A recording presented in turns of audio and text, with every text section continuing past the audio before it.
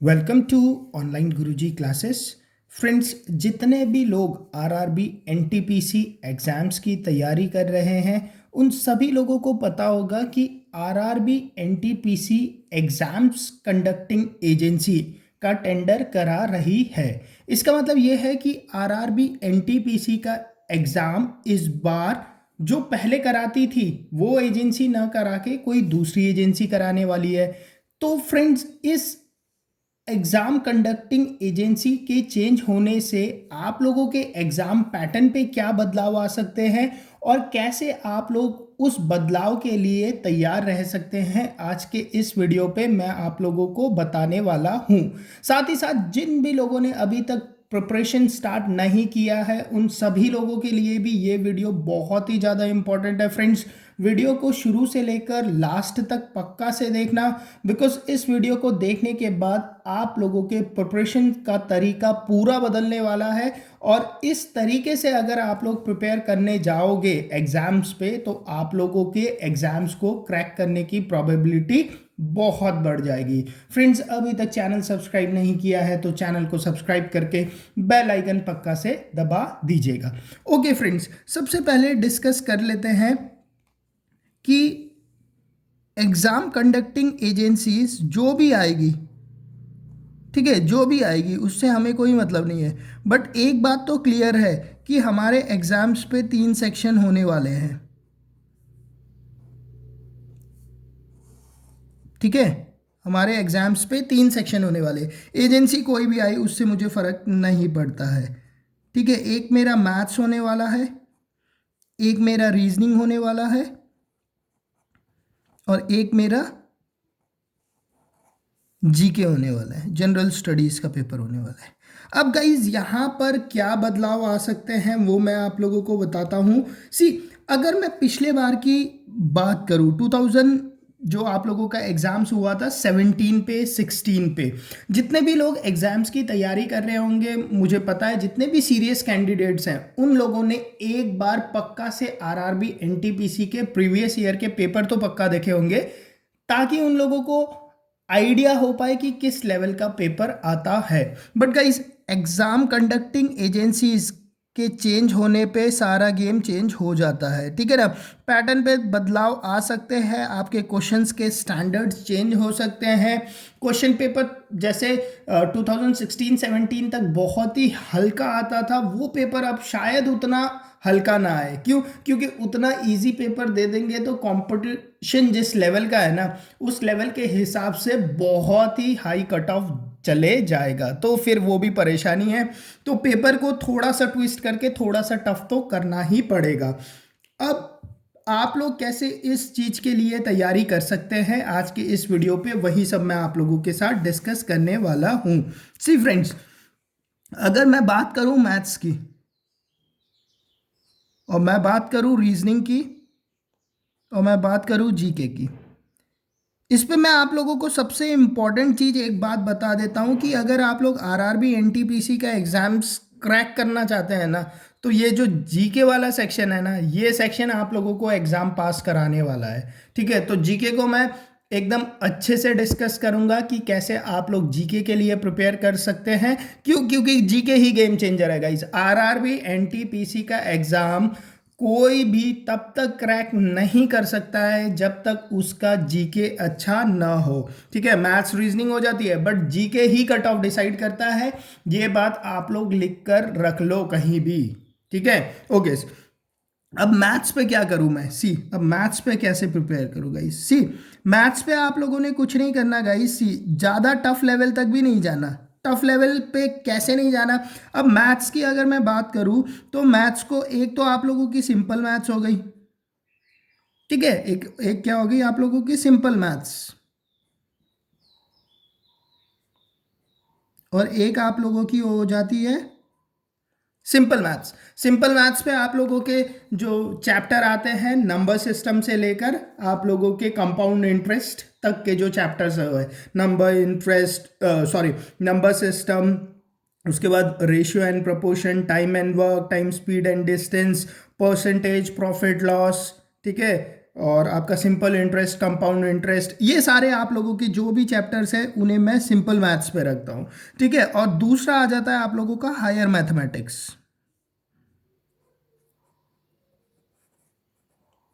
आप लोगों का दूसरा आ जाता है हायर मैथमेटिक्स।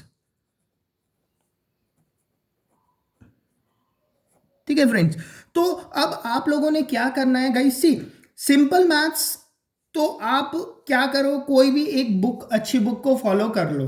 ठीक है, कोई भी अच्छी बुक को आप लोग फॉलो कर सकते हो। अब बुक कौन सी फॉलो करनी है, बहुत सारे लोगों ने कमेंट किया था कि सर मैं तो आरआरबी के प्रीवियस ईयर के क्वेश्चंस और प्रैक्टिस सेट ही करके जाऊंगा, उन्हीं से क्वेश्चंस आएगा। ऐसा बिल्कुल नहीं है, मैं आप लोगों को बता दूं, अगर आप भी यही स्ट्रेटेजी फॉलो कर रहे हैं तो अपनी स्ट्रेटेजी को बदल दीजिए।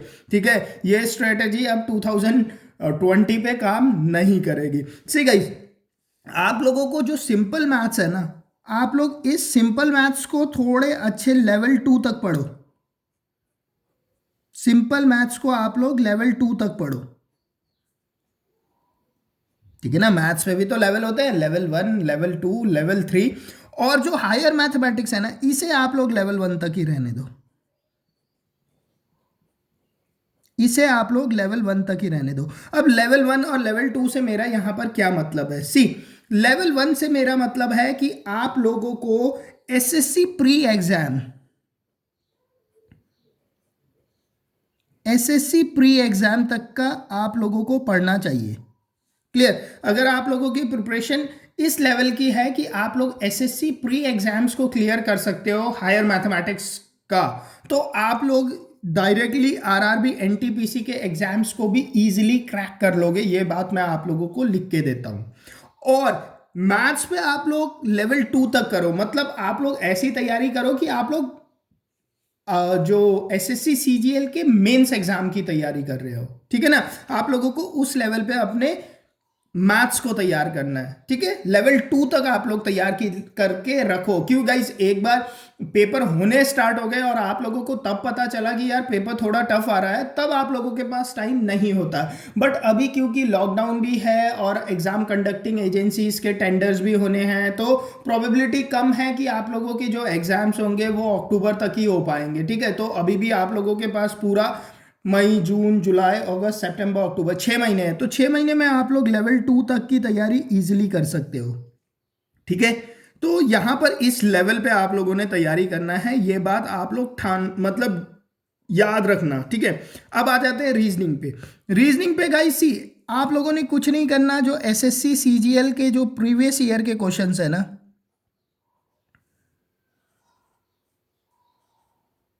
एसएससी सीजीएल के जो प्रीवियस ईयर के क्वेश्चंस है ना, उन क्वेश्चंस को आप लोग कर लेना, अच्छे से कर लेना गाइस। ठीक है ना, जो रीजनिंग के प्रीवियस ईयर के क्वेश्चंस हैं वो सारे आपको आने चाहिए। ठीक है, बहुत सारे क्वेश्चंस मिल जाएंगे आप लोगों को, बहुत सारे प्रैक्टिस करने के लिए।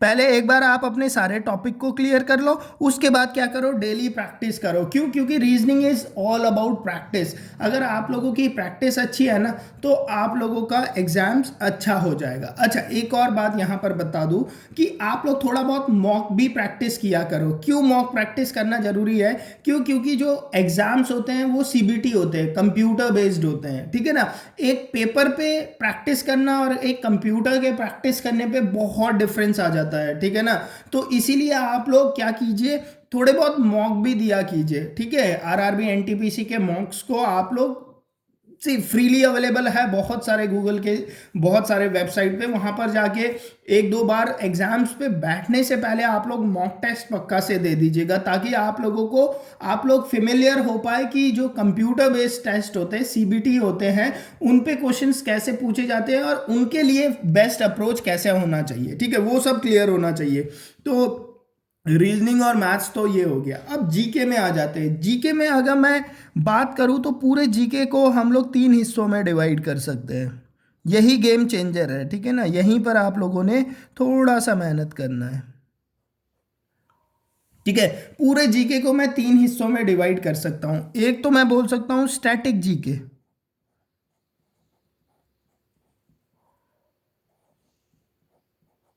अब स्टैटिक जीके में क्या होता है गाइस, स्टैटिक जीके में आप लोग ये मान के चलो कि आप लोगों का जो हिस्ट्री हो गया,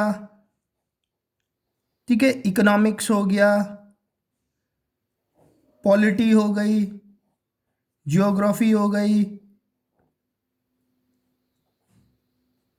ठीक है, हिस्ट्री, ज्योग्राफी, पॉलिटी, इकोनॉमिक्स, ये सारे आप लोगों के स्टैटिक जीके में मैं रखता हूं, ठीक है।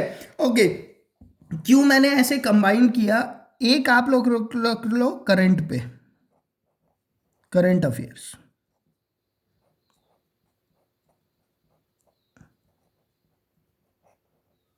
ठीक है, एक कर दिया करंट अफेयर्स और एक को कर दो आप जनरल साइंस।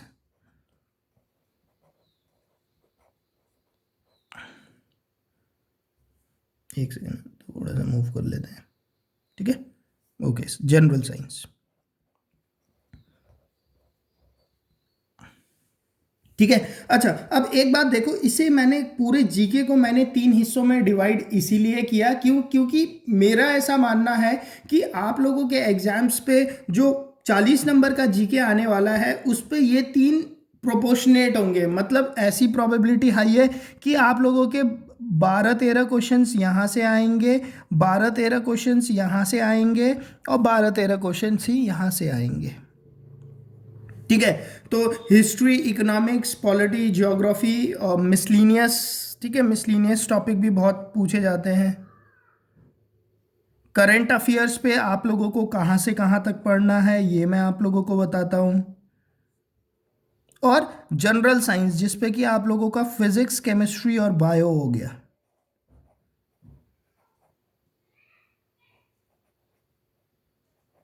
ठीक है। इसके लिए आप लोगों ने कैसे प्रिपेयर करना है ये बात आप लोगों के दिमाग पे एकदम क्लियर होनी चाहिए। सी फ्रेंड्स, यहां देखो, हिस्ट्री, इकोनॉमिक्स, पॉलिटी, ज्योग्राफी, ठीक है, आप लोग इन टॉपिक को प्रिपेयर करना। बुक मैं आप लोगों को बता देता हूं, made easy,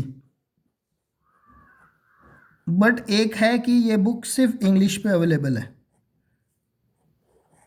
made easy general studies करके एक बुक आती है,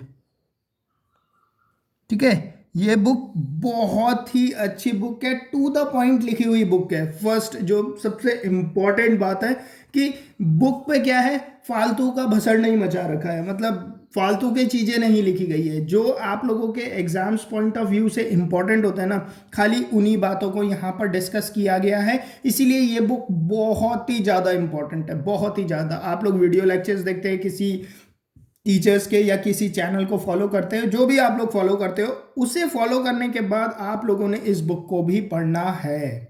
क्यों? क्योंकि जो जीके आता है गाइस, ये आता है आप लोगों का फैक्ट बेस्ड, ठीक है ना, फैक्ट बेस्ड जीके होता है। अब फैक्ट बेस्ड जीके कोई नहीं पढ़ाता है, सब क्या करते हैं आप लोगों को कंसेप्ट बेस्ड जीके पढ़ाते हैं, ठीक है। फैक्ट बेस्ड जीके कोई नहीं पढ़ा रहा है, और आरआरबी एनटीपीसी में फैक्ट बेस्ड जीके आता है, कंसेप्ट बेस्ड जीके नहीं आता है, ठीक है। इसीलिए आप लोगों को फैक्ट बेस्ड जीके को स्ट्रॉन्ग करने के लिए बुक पढ़ना ही पड़ेगा। और बुक कौन सी पढ़ सकते हो आप? मेड इजी की बुक पढ़ सकते हो। इससे आप लोगों का ये मान के चलो कि स्टैटिक जीके सुपर स्ट्रॉन्ग हो जाएगा, सुपर स्ट्रांग हो जाएगा गाइस। जो भी क्वेश्चंस आएंगे आप लोग कर लोगे। अब आ जाते हैं करंट अफेयर्स के ऊपर, कितने साल का करंट अफेयर्स हम लोग प्रिपेयर करें, ठीक है फ्रेंड्स। तो आरआरबी एनटीपीसी के अगर प्रीवियस ईयर के अगर आप लोग एग्जाम्स के पेपर देखते हो, दो एग्जाम कंडक्टिंग एजेंसीज चेंज हो जाएगी, तो पैटर्न पे भी बहुत बदलाव हो सकता है। तो सेफ साइड अगर आप मान के चलो तो आप लोग 1 साल का तो प्रिपेयर करके ही चलना, ठीक है। प्लस 6 मंथ का आप लोग सिर्फ इंपॉर्टेंट जो फैक्ट्स होंगे उसे प्रिपेयर कर लेना। इसका मतलब अगर अक्टूबर में पेपर होता है, सपोज करते हैं अक्टूबर में पेपर होता है, तो आप लोगों ने क्या करना होगा, आप लोगों ने अक्टूबर 2019 से तो थोरो पढ़ना पड़ेगा, और 6 महीने पीछे, अक्टूबर से अगर 6 महीने पीछे चले जाते हैं तो मान लो मई, मई 2019 से आप लोगों ने जो 6 मंथ के है ना, बस इंपॉर्टेंट फैक्ट जो इन महीनों में हुए वो पढ़ना है। समझ में आ गया कैसे करना है, ठीक है। तो ऐसे आप लोगों ने करना है जीके के लिए। 1 साल का तो पढ़ लेना है, प्लस 6 महीने का भी पढ़ना है। ये बैकअप के लिए पढ़ना है कि बाई चांस अगर कोई पैटर्न पे चेंज हो जाता है या एग्जाम्स पे मतलब होता है ना, एग्जाम एकदम से ड्रास्टिक वे में आता है, तब भी आप लोगों की तैयारी रहनी चाहिए। अब आ जाते हैं हम लोग जनरल साइंस पे कैसे पढ़ना है। सी, जनरल साइंस पे फिजिक्स, केमिस्ट्री और बायो है, तीनों बहुत ही इंपॉर्टेंट है। बायो से उतने क्वेश्चंस नहीं आते जितने फिजिक्स से आते हैं। फिजिक्स से सबसे ज्यादा क्वेश्चंस आते हैं आरआरबी एनटीपीसी के एग्जाम्स पे। ओके, बट हम लोगों को तीनों टॉपिक को तैयार करना है गाइज। ये टॉपिक के लिए आप लोगों को मैं मालूम है बहुत सारे बुक्स है रिकमेंड करने के लिए, ठीक है, बट सी, एक तो आप दो बुक तो आपको पढ़ना ही पड़ेगा। एक तो आप लोगों की लूसेंट की जो जनरल साइंस की बुक आती है वो आप लोगों को पढ़नी ही पड़ेगी, चाहे बोरिंग हो चाहे जैसी भी हो, ठीक है। लूसेंट जनरल साइंस,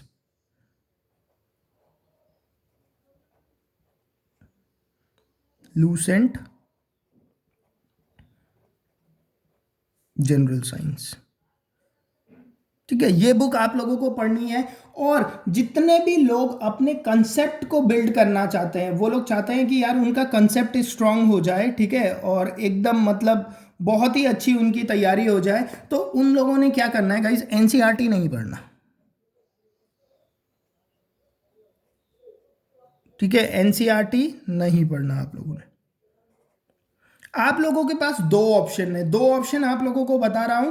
इन दो ऑप्शन में से जो भी ऑप्शन आप लोगों को अच्छा लगे आप लोग फॉलो कर सकते हो। पहला ऑप्शन आप लोगों के पास है NIOS, national institute of open schooling. दूसरा ऑप्शन है आप लोगों के पास TNCERT,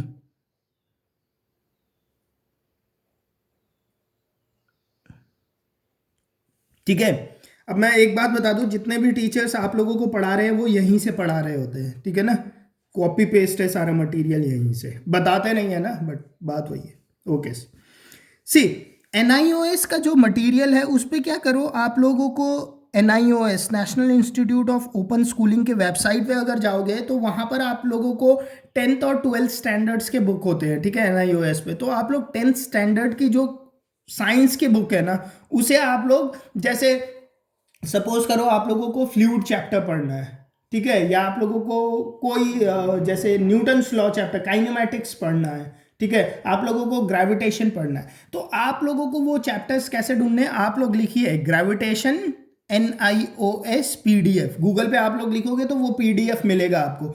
वो PDF आप लोग निकाल लीजिए और उस PDF को, जैसे 15-20 पेज का PDF होगा ना, एक बार थॉरोली पढ़ लीजिए। उसके बाद आप लोग लूसेंट पढ़ोगे तो आपको समझ में आने लगेगा लूसेंट, ठीक है ना, और आप लोगों को बहुत सारे फैक्ट बेस्ड क्वेश्चंस भी मिल जाएंगे। दूसरी बात है, जो TNCERT मैंने लिखा है, ये है आप लोगों का तमिलनाडु NCERT, बेस्ट बुक अभी के टाइम पे गाइस, कोई तोड़ नहीं है इस बुक का अभी के टाइम पे, ठीक है ना। कहते हैं कि इन बुक्स को पढ़ के तो IAS के एग्जाम्स क्लियर हो जाते हैं, इतने अच्छे लिखे हुए बुक्स है ये। आप लोगों ने क्या करना है, तमिलनाडु NCERT करना है, और क्लास 11th या क्लास 10th जहां पर भी आप लोगों को अपना सिलेबस का मिले, ठीक है, जाके उन बुक्स को रीड कर लो। ज्योग्राफी के लिए करो आप लोग, इन स्टैटिक के लिए भी करोगे ना, आप लोगों को एकदम ड्रास्टिक चेंज दिखने लगेगा अपने प्रिपरेशंस के स्टाइल पे, ठीक है ना। तो ये चीज आप लोगों ने करना है, ये दो चीज, NIOS और तमिलनाडु NCERT, मतलब बहुत ही अच्छे NCERTs है गाइस ये। तमिलनाडु की जो बुक्स है ना वो बहुत ही अच्छी है, परफेक्ट बुक्स है आप लोगों के प्रिपरेशंस के लिए, ठीक है। तो इस तरह से आप लोग अपने जीके को फैक्ट बेस्ड एग्जाम के लिए तैयारी करोगे, रीजनिंग की तैयारी करोगे, मैथ्स की तैयारी करोगे। अगर आप लोगों की तैयारी इस हिसाब से है ना, तो एग्जाम कंडक्टिंग एजेंसीज कोई भी आए, एग्जाम्स का लेवल कोई सा भी आए, आप लोगों की तैयारी इतनी अच्छी तो होगी ही कि आप लोग कट ऑफ इजीली क्लियर कर लोगे। फ्रेंड्स, अगर आप लोगों को आज का ये वीडियो पसंद आया है तो वीडियो को लाइक कर लीजिए। चैनल अभी तक सब्सक्राइब नहीं किया है तो चैनल को सब्सक्राइब करके बेल आइकन पक्का से दबा दीजिएगा। Okay friends, thank you.